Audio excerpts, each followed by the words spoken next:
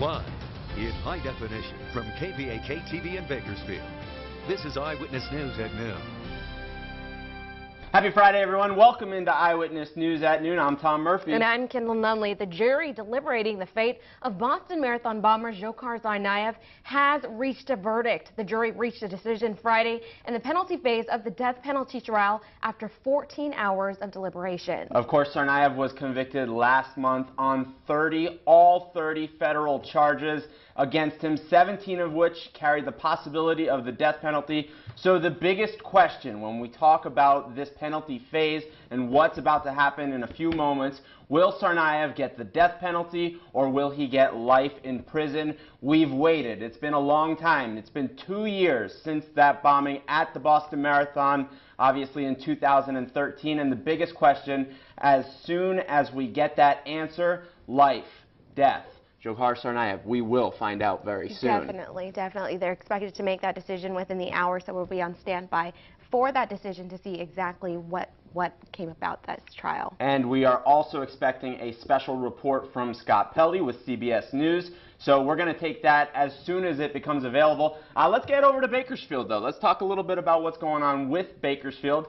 And we're going to get to your weather, your rainy weather, in just a moment. But another big story today as well. Definitely. A missing U.S. Marine helicopter on a mission to help earthquake victims in Nepal has been found. The military says it's unlikely anyone survived. Susan McGinnis reports from Washington. Searchers in Nepal found the U.S. helicopter missing since Tuesday, carrying 6 Marines and 2 Nepalese soldiers. Because of the nature of the wreckage, it is unlikely that there are any survivors at this time. Freezing temperatures and violent storms forced crews to suspend recovery operations. We cannot afford to put U.S. or Nepalese service members at any further risk. The chopper went down in northeastern Nepal, about halfway between Kathmandu and Mount Everest. The wreckage was found at approximately 11,000 feet in extremely dense forest and exceptionally rugged terrain. The crew had been part of the U.S. effort delivering supplies to remote villages after a devastating earthquake killed more than 8,000 people. Friday, President Obama asked for prayers for the Marines' families. They went to that remote land to help people who suffered devastating losses in the terrible earthquake. They represent a truth that guides our work around the world. When our friends are in need, America helps. The victims' families have been notified and the military is investigating the cause of the crash. Susan McGinnis, CBS News. And of course, another big story locally, we had rain, thunder, and more rain. Kern County was loving all the wet weather, and as you all know, we could use it. Thursday's storm was a mixed blessing here in Bakersfield. While some people didn't mind being outdoors in the rain, it actually became chaos for some of the drivers on the road. There was a 6-car crash on Highway 58 involving a tanker truck. No word on whether anyone was hurt. And new this hour, the phenomenon known as El Nino has returned, raising the prospect of extreme weather, according to the 3 major meteorological agencies.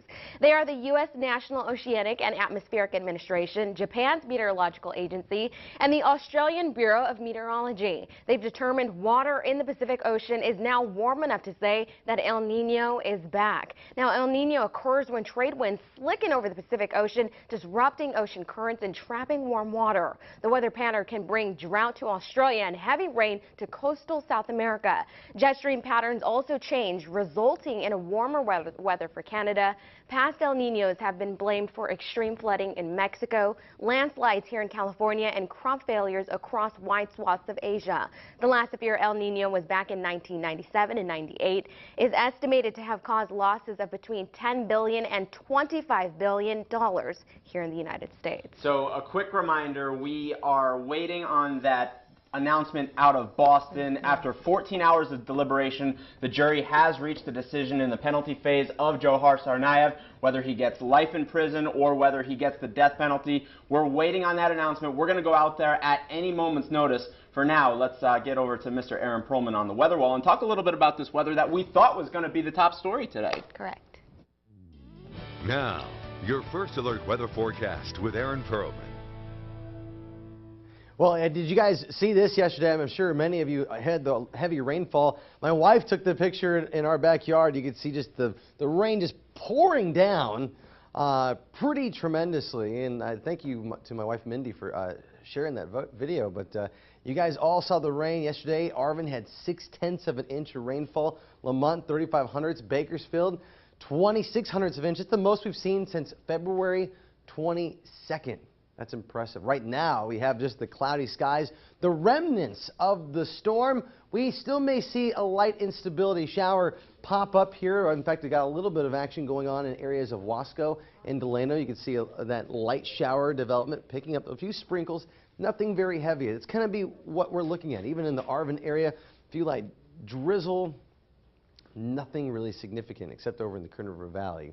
So coming up in the next few minutes, what I want to do is cover how much longer the storm will go, how much more rain we'll probably see across the region, and what to expect out the rest of the day. As you see, temperatures right around 69 degrees, near that for a high this afternoon. Pretty cool day.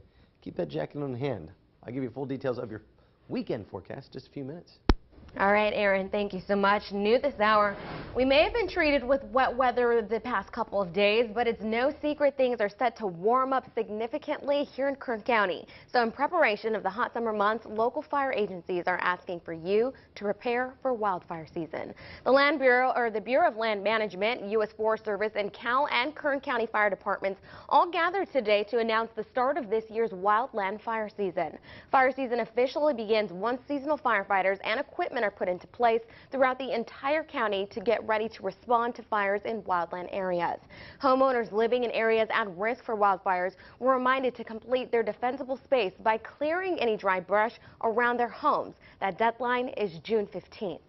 For years of drought, the tree mortality, where the beetles have came in and just literally killed thousands of pine trees. The conditions are just ripe for a historic fire season.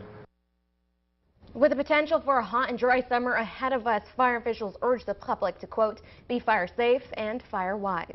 A developing story now. Lawmakers are pushing for increased rail safety following Tuesday's deadly Amtrak crash. Today, New York Senator Chuck Schumer and Connecticut Senator Richard Blumenthal announced their 4-point rail safety plan outside of New York's Penn Station. Some lawmakers, including House Speaker John Boehner, say speed was the only factor in the derailment. Take a look at the cleanup site today. They continue to clean off those tracks. Schumer also blames a lack of funding and says his plan makes rail safety a top priority. Our 4-point plan includes implementing positive train control, making rail grades crossings safer, placing inward and outward cameras in the cabs of all the engineers, and finally doing the investment in infrastructure to upgrade tracks, signals, cars, the rest. 8 people were killed, more than 200 were hurt in Tuesday's derailment in Philadelphia. The NTSB says the train was traveling 106 miles per hour. That's more than twice the speed limit when it crashed. And happening today, President Obama paid tribute to fallen police officers. Obama spoke at the 34th Annual National Peace Officers Memorial Service on Capitol Hill. He said law enforcement should be honored and respected from what they do on a daily basis. We hold them up as heroes because that's what they are. It takes a special kind of courage to be a peace officer, to be the one people turn to in their most desperate moments, to be willing to run into a dangerous situation when everybody else is running the other way. Today's ceremony came at the end of National Police Week, which brought thousands of law enforcement officers to Washington. And back here at home, the Bakersfield Police Department is now looking for a suspect who sexually assaulted a woman in her home in Bakersfield. Authorities are looking for 19-year-old Kevin Wynn of Canoga Park. BPD says the man allegedly assaulted a woman on Huntington Downs Avenue. Wynn is also wanted for making lewd and suggestive comments to another woman on Polo Jump Court. Both victims say Wynn came to their home saying he was a security salesman. The Alliance Against Family Violence says people should be alert to avoid situations like this.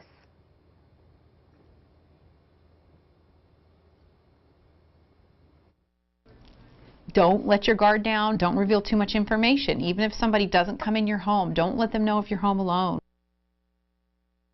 Bakersfield police say the case has been sent to the DA's office seeking sexual assault charges and a warrant for Wynn. A third man is now behind bars today, accused of shooting a pregnant woman and her husband. On Thursday, U.S. Marshals arrested Anthony Rios in Mexico. Two other suspects, James Rios and Anthony Sanchez, are already in custody. The three are charged with attempted murder for last week's shooting on Monterey Street. Mario and Adriana Bravo were hit along with their unborn baby. The sheriff's office says Adriana is now out of the hospital. The baby's condition remains stable. New information today. We now know the names of the two people who died in a crash involving an ambulance and a big rig near Fraser Park. Investigators say 50-year-old Christina Fort stole the ambulance on Wednesday night and crashed head-on into a semi driven by a 40-year-old Nelson Martinez from Los Angeles. Witnesses said the ambulance was traveling at 100 miles per hour. Both Fort and Martinez died in the crash. The CHP is investigating. All right, quick reminder, we are awaiting that sentencing and that decision out of Boston with the Boston Marathon bombing suspect Johar Tsarnaev. Any moment now, they're expected to read that verdict from the federal court there, so we'll be definitely on standby for that and the special report from Scott Pelley. For now, we're going to take a quick break. We'll be back after this. You're watching Eyewitness News at noon on KVAK with Kendall Nunley, Tom Murphy, and Aaron Perlman. This is Eyewitness News at noon.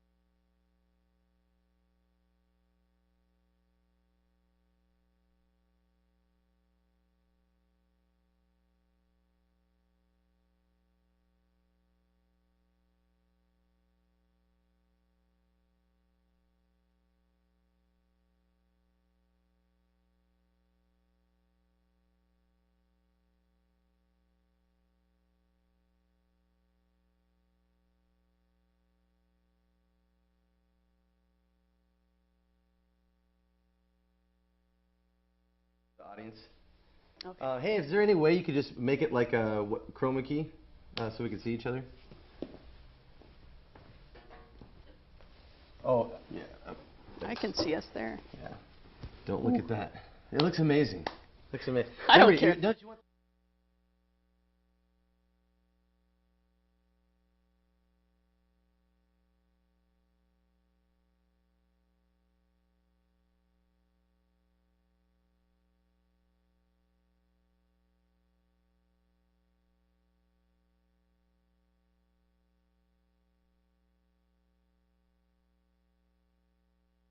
Well, welcome back to Eyewitness News here at 12:30, and I want to bring in, if we can, Cass McQuillan.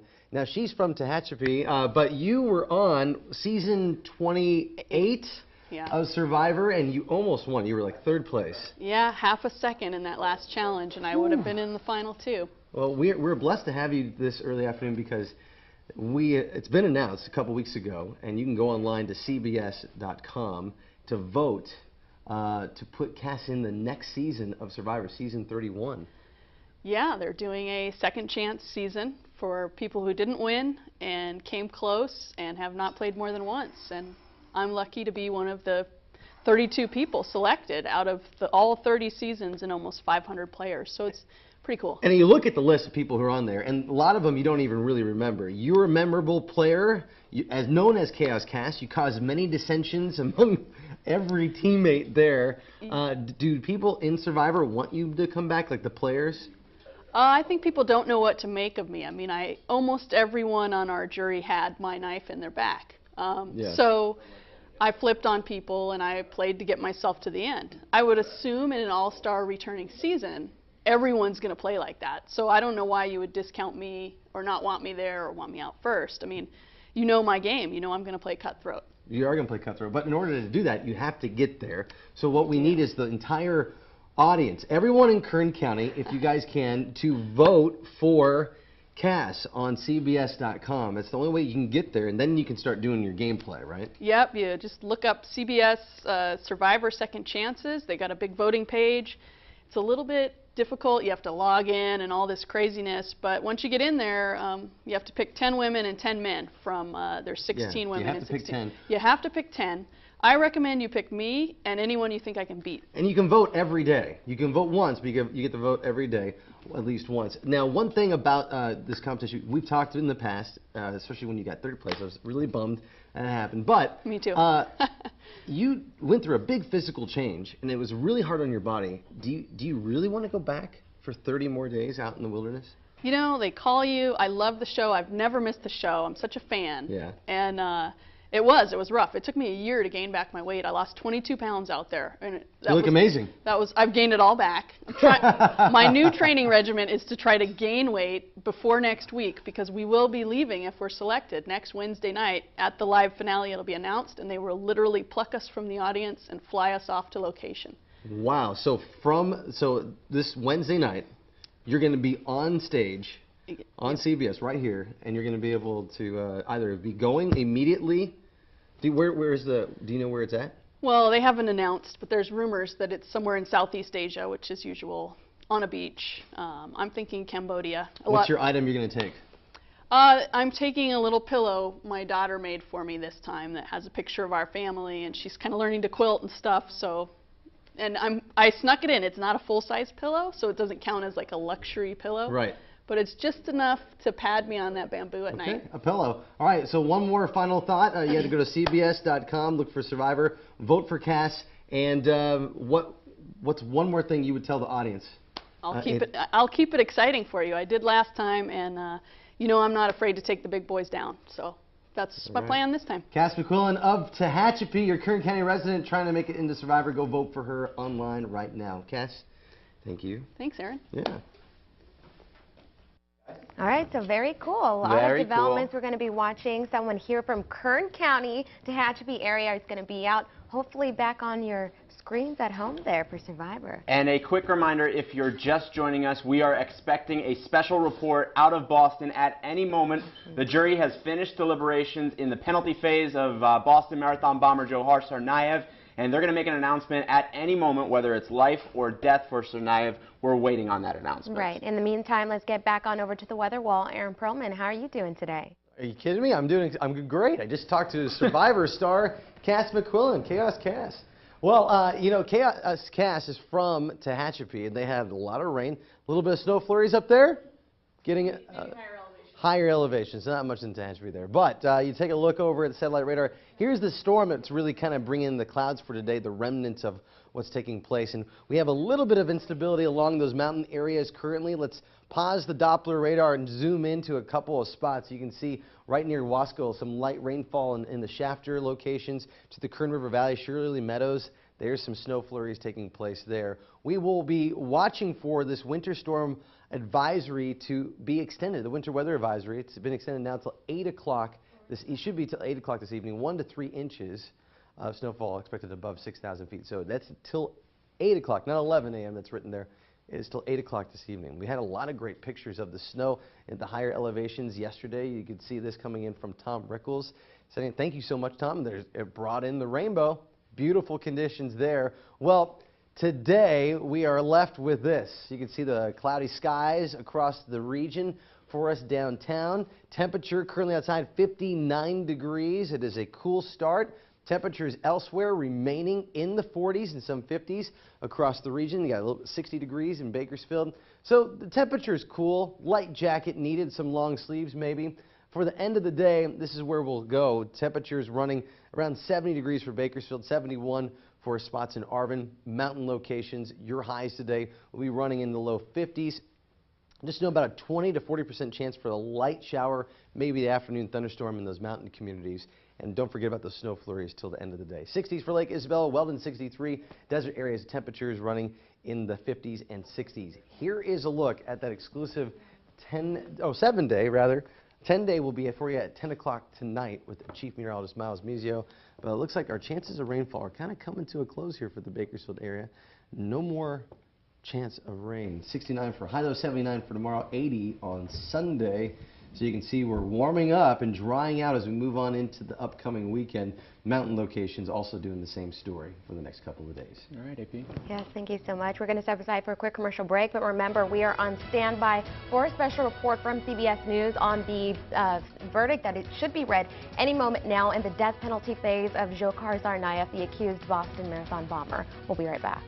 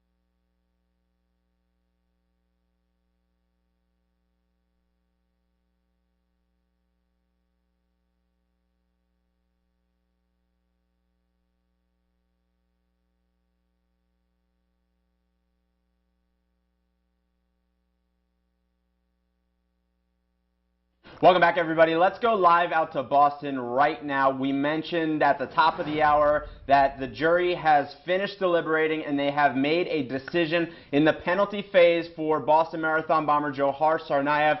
Of course, the biggest question that will be answered at any moment, will he get life in prison as his sentence, or will he be sentenced to death? We are awaiting that decision at any moment. Right. We continue to look at a live picture outside that courthouse there, where we are expected, as Tom said, to hear any moment now. The jury deliberated for around 16 hours over part of 3 days before reaching its decision. They were tasked with deciding whether Tsarnaev should be sentenced to life in prison without the possibility of parole or the death penalty. So over the past few days, we've seen a lot of advocates on both sides of this.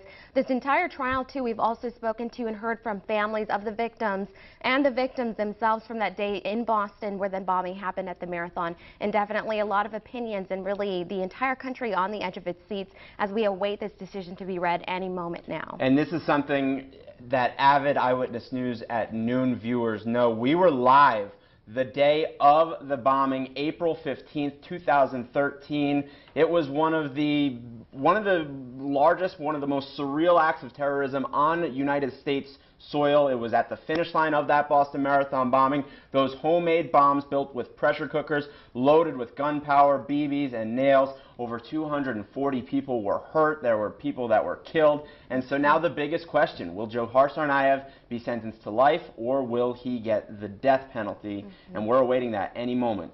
And not too long ago, a reporter out in the courtroom right now was tweeting that as they kind of went over the charges that he has been charged with, so with those all 30 counts, that Tsarnaev did reach over and look and whisper to his lawyer, wipe a tear from his eye. So of course, cameras have not been allowed in the courtroom. You saw those sketches there from the artist there, but kind of giving you a visual of what may be happening inside the courtroom at this exact moment. And a reminder, because I'm sure there are a lot of people out there that are thinking to themselves, well, why not the death penalty? Why not the death penalty for this guy? He's obviously guilty. The defense's argument has been that it was his older brother that masterminded all of this. So that's the defense's argument. We are waiting for that decision. We're going to step aside, take a quick commercial break. We'll be back.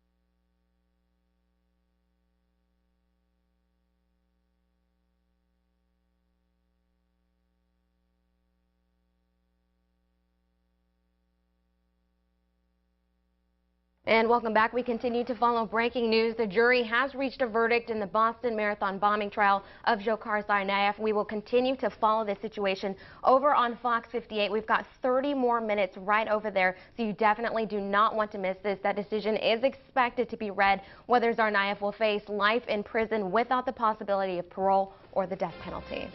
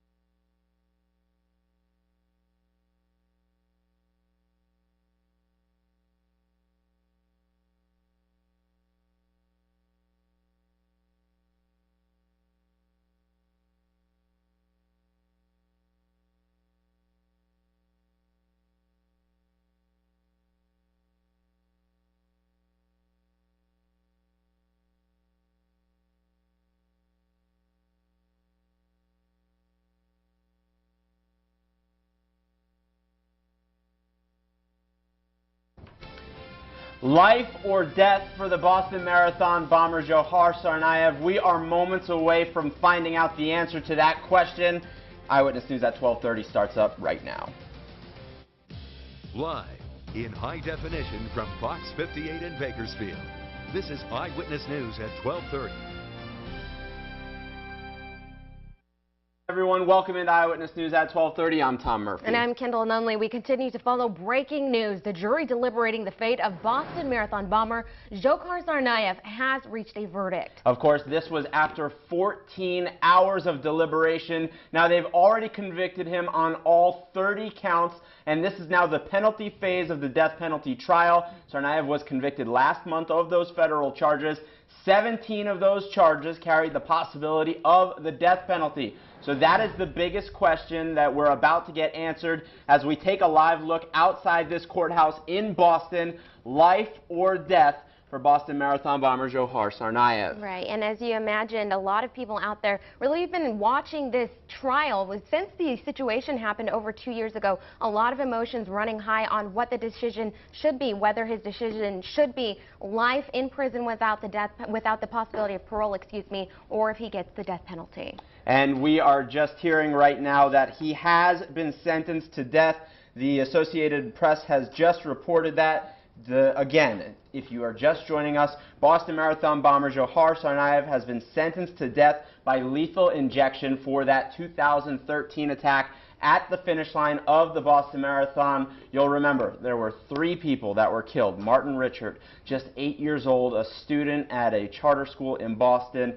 Crystal Campbell, 29 years old, of Massachusetts, and Lingzi Liu, a graduate student at Boston University. There were 3 victims. Those victims will obviously be remembered forever, and now Johar Tsarnaev will get the death penalty. That announcement coming just moments ago, just minutes ago. We are still looking live outside of that courtroom, and we will continue to check in throughout the broadcast and continue to go back out there to Boston. But that's the biggest news right now. Breaking news really across the entire country. Now let's go back to Kern County right now. It's a crazy transition after a story that's going to be one of the biggest stories of the entire year, folks.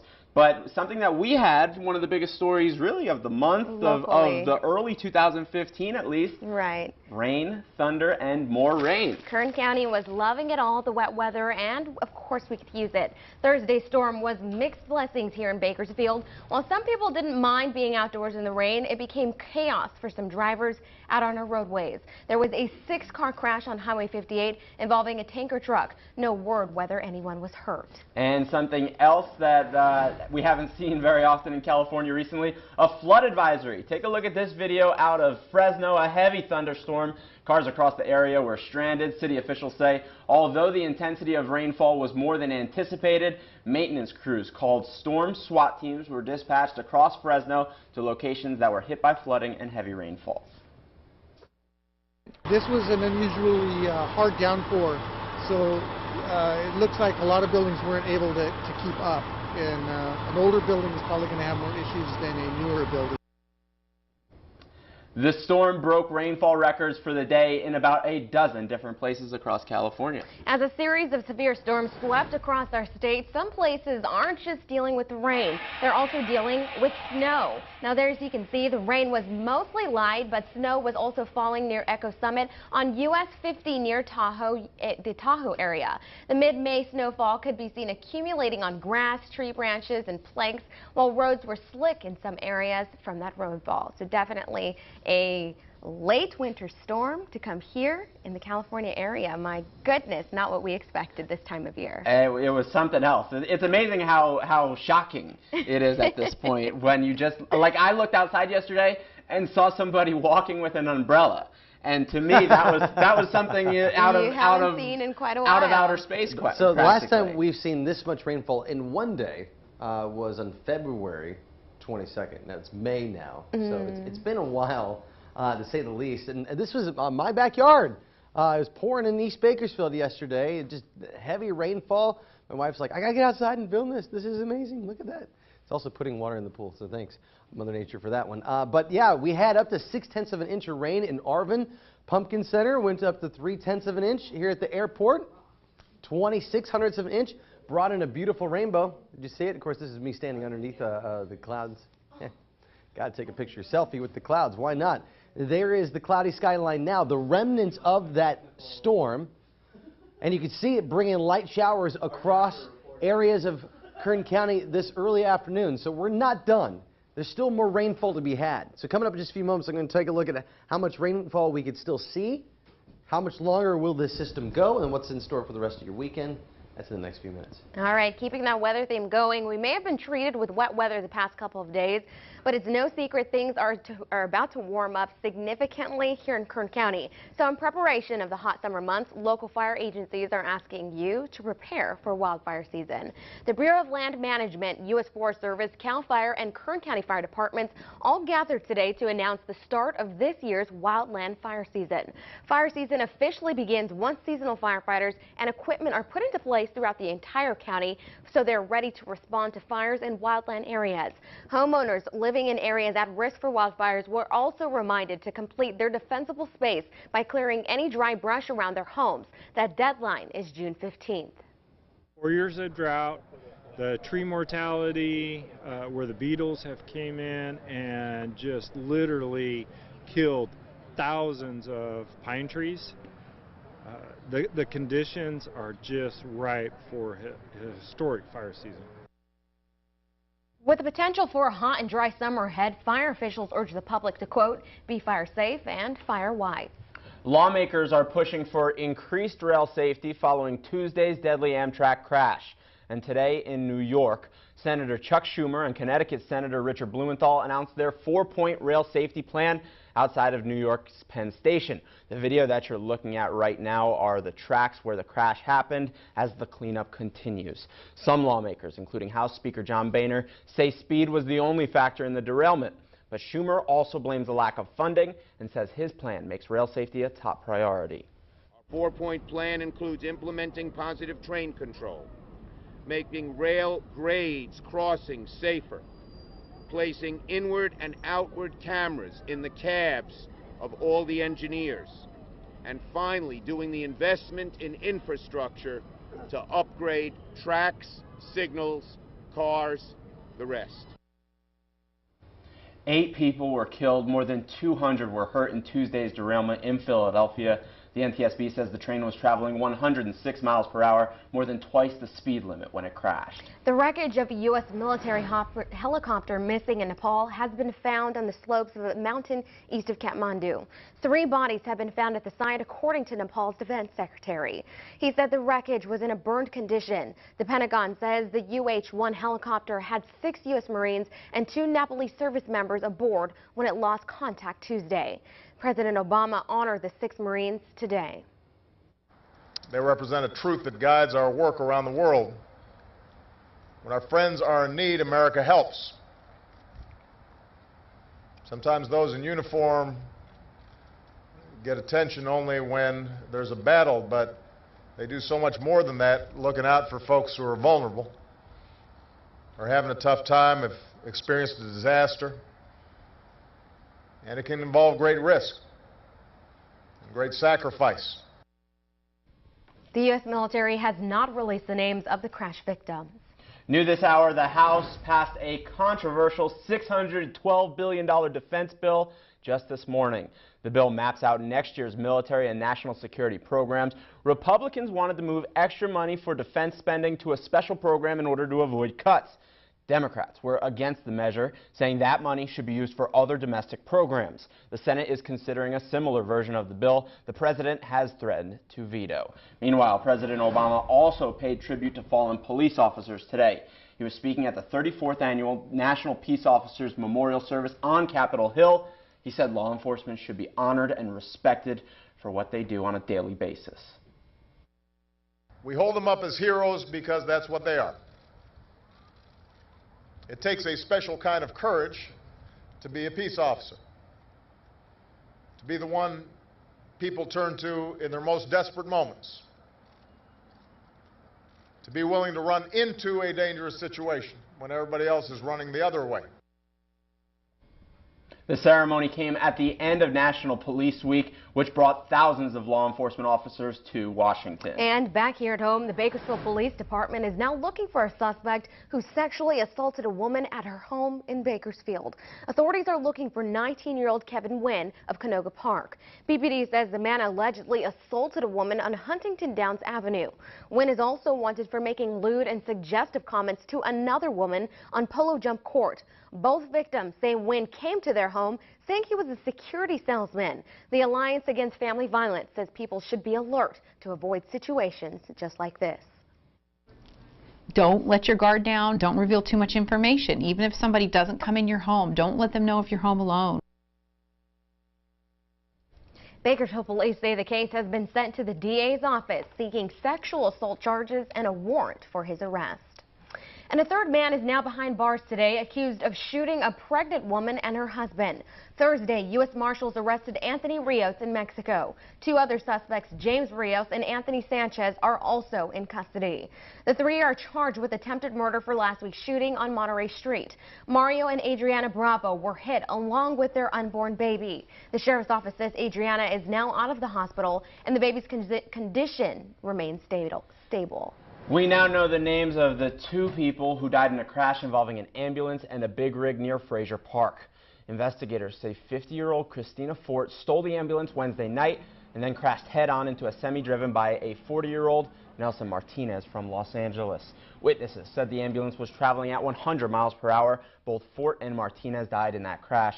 The CHP is investigating. We're going to step aside and take a quick commercial break, but when we come back, long live the King. A blues legend passes in the middle of the night. We remember B.B. King. And close to the edge, how a Texas home is on the brink because of severe weather. And we're under a winter weather advisory till 8 o'clock tonight. So where is the snow and where is the rain? Is it still there? I'll show you next. You're watching Eyewitness News at 12:30 on Fox 58 with Kendall Nunley, Tom Murphy, and Aaron Perlman. This is Eyewitness News at 12:30.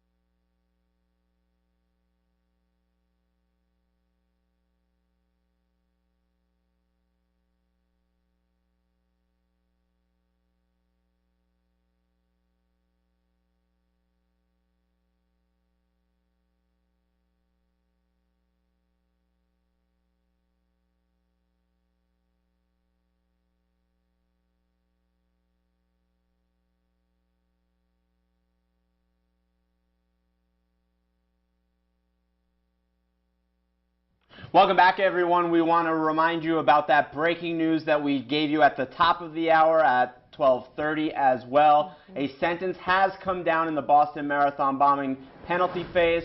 Johar Tsarnaev sentenced to death. Right, and as you can see, a lot of people out there awaiting this decision as it was. It kind of been, we expected right at the top of that 12 o'clock hour, and about 30 minutes later at the top of the 12:30 show here on KBFX, we got that decision live on the air that Johar Tsarnaev has been sentenced to death by lethal injection. It was almost 2 years and 1 month, practically to the day, when that bombing happened at the finish line of the Boston Marathon. 3 people were killed, over 240 people were injured, and now a little bit of closure for all of the families, the entire country that was rocked. And we've got a lot of reaction from this all across the country. Attorney General Loretta Lynch released a statement on the Boston Marathon bombing sentence. She said, but the ultimate penalty is a fitting punishment for this horrific crime, and we hope that the completion of this prosecution will bring some measure of closure to the victims and their families. So Tsarnaev now will live in infamy with some of the most notorious terrorists that have tried to attack America, whether it be Osama bin Laden, Timothy McVeigh with the Oklahoma City bombings way back in the 90s, and now, like Timothy McVeigh, Tsarnaev will be sentenced to death. All right, let's turn our attention back here at home in Kern County. Weather time now. Now, your first alert weather forecast with Aaron Perlman. Well, we still have rain in our forecast this early afternoon. The center of our storm is moving through areas of San Diego and the Southern California and the Inland Empire. But for us, we are just dealing with the traces and the last instability of that storm. You can see it coming down out of the north, moving across our mountain areas. There is a winter weather advisory for those spots, which brings us a chance for some snow in the mountain areas for this early afternoon. But there's the light rainfall. Nothing very heavy, but if you're driving up along the 99, heading maybe over to Shafter and Owasco, you'll hit some light rain, enough to make your car dirty, that's for sure. Areas of Pine Mountain Club, they're seeing some light snow flurries. That's continuing here for you this early afternoon, up to spots of Shirley Meadows. Same story. Areas in the white indicate that snow. You can see the legend here up above guiding you, telling you what's happening. And there's light rainfall in spots of downtown Bakersfield right now. But don't forget that winter weather advisory goes till 8. I do apologize, it says 11 a.m. No, it's till 8 o'clock tonight, okay? 1 to 3 inches of snowfall above 6,000 feet. So we have that in mind. This is what it looked like this morning as you woke up. Clouds were just overhead. Beautiful time lapse happening right around our studio. You can see the clouds just billowing overhead. Well, today, we still have those clouds now that we've moved into this afternoon, but out towards the distance, if you look further out towards the north there, you'll be able to see some showers getting ready to make their way into Kern County. Temperature in Bakersfield, 59 degrees. It's cool. I would keep a light jacket on hand, maybe long sleeves, or the hoodie due to that light chance for rainfall. Some temperatures running in the 60s for the valley floor, mountains in the 40s and 50s and 60s. We'll have a 20% chance for light rain for the Bakersfield area, or an afternoon thunderstorm for the remainder of the day. High will reach near 70 to 69 degrees. Mountains will temperatures in the low 50s, but a 40% chance for afternoon thunderstorm. And don't forget that snow flurry. That's still going to be hanging around until 8 o'clock tonight, around 6,000 feet. 20% chance of a thunderstorm over in Lake Isabella, 61, over in Weldon, 63, Kernville, 62. And our desert locations, temperatures here in the upper 50s to low 60s with a 20% chance for an afternoon thunderstorm as well. And then we move into tomorrow. And ladies and gentlemen, let me just tell you, you're going to like tomorrow. 79, partly cloudy. The storm exits, and we're looking great into the weekend and the rest of next week. Comfortable weather. Mountain areas have temperatures in the 50s, rising to the 60s for the Saturday and Sunday. And then we bump towards warmer weather for next week. But last chance of rainfall is for today, and then we'll give us another shot by maybe the following next week. But for the time being, today's it for rainfall. And, you know, one of the things that I notice whenever we have rainfall, just be very safe when you're driving, because there are too many accidents that happen, and a lot of them can be avoided. Drive safe, drive slow, Take your time. drive safe, be Take smart. your time. All right, let's stick with the weather theme. Severe storms that have been sweeping through Texas have left at least one family's home teetering on the edge. In Montgomery County, Sean Burton says she's worried her house will fall into the San Jacinto River. She says the swollen river rushing past her front door has been keeping her awake at night. Burton has also noticed chunks of mud sinking beneath her patio and around her front yard. She has moved the family furniture out, but says she plans to stay as long as possible. My worry is that water is going to come in the house, and then I have to worry about the land here giving way and then the house falling in the river. Montgomery County authorities say they expect the river to continue receding. And a blues legend and music pioneer is now gone. Mr. B.B. King. You only live once, and when you're dead, you're done. Let the good times roll.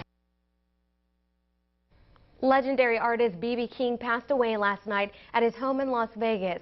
King suffered from diabetes and failing health and had been in hospice care after he collapsed during a concert back in October. King's career spanned over 50 years. To me, blues is a type of music that's like a tonic. It's good for whatever ails you. King recorded more than 50 albums and often played over 300 shows a year. Other achievements include a place in the Rock and Roll Hall of Fame and the Presidential Medal of Freedom. B.B. King was 89 years old. One of the beautiful things about being a great musician, making great music, is that music is timeless and it will live on forever. Definitely. Well said. All right, we're going to step aside for a quick break. Stick with us. We'll be right back.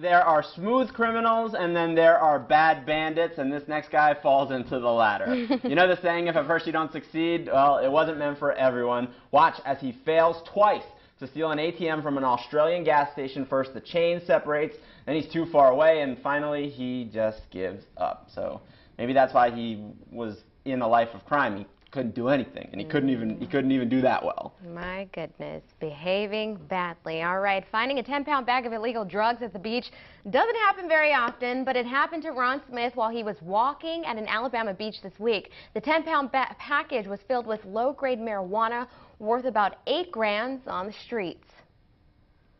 What I thought was the seat cushion floating in the surf. So I went over and I picked it up, and it was quite heavy, and I saw right away it wasn't a seat cushion. It was some kind of a package that was very well wrapped.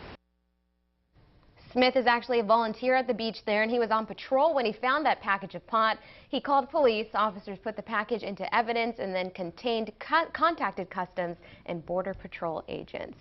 We're going to step aside, take a quick commercial break. We'll be back with one final look at Boston after this.